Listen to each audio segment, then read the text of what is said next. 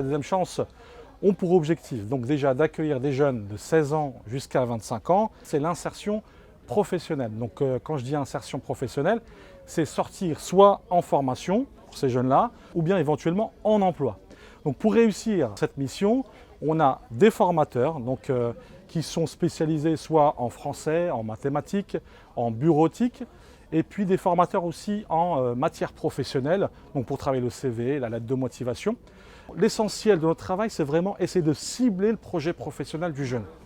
C'est super important, c'est-à-dire que là, on part du projet professionnel et ensuite on voit quels sont les besoins du jeune pour réussir à aller vers son projet professionnel. Je prends un exemple, si le jeune a un projet validé en mécanique, qu'il est fier de lui par rapport à ce qu'il a réalisé en tant que mécanicien au cours d'un stage, il a eu les retours de ses tuteurs de stage, il a eu les retours de son formateur, donc il a un projet qui est intéressant pour lui. Donc maintenant, qu'est-ce que tu as besoin pour réussir ton projet de mécanicien? Et là, il va s'apercevoir qu'il lui faut des mathématiques pour réussir ce projet. Donc il va beaucoup plus facilement travailler les mathématiques, le français, pour pouvoir intégrer soit un CAP ou soit un bac pro dans le domaine de la mécanique. Donc on va aussi évaluer son niveau avec les formateurs en français et en mathématiques.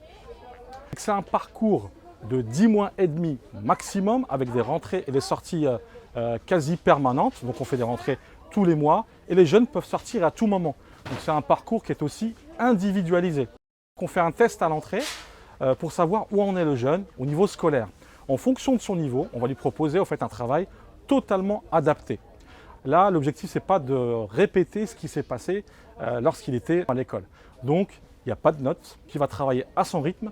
Donc, il va faire des exercices en fonction des résultats de son test. Vu qu'il a un projet validé, donc il va prendre plaisir à travailler ses mathématiques. Il va évoluer, ainsi de suite. On n'est vraiment pas du tout dans le jugement de nos jeunes. On les prend tels qu'ils sont dans un premier temps.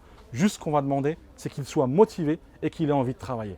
Il y a le projet professionnel, c'est très bien. Il y a la remise à niveau, c'est très bien. Mais il y a surtout le travail du référent qui est super important. Et l'objectif de ce référent, c'est de lever les freins de ce jeune-là. Parce que pour qu'un jeune puisse réussir, il faut qu'il soit bien à tous les niveaux. Au niveau de sa santé, au niveau de son logement, de son bien-être, etc. Eh bien, le référent va essayer de collecter toutes ces informations-là pour essayer de lever tous ces freins en le mettant en relation avec les partenaires du territoire. Il y a tout un travail de l'équipe pour que le jeune puisse avoir confiance en lui, se sente bien. Il faut vraiment que le jeune se sente bien pour pouvoir s'épanouir. Et une fois qu'on a un jeune qui est épanoui, qui se sent bien, et là c'est gagné. Parce que le jeune s'implique et il a envie de réussir. L'objectif, c'est faciliter sa réussite.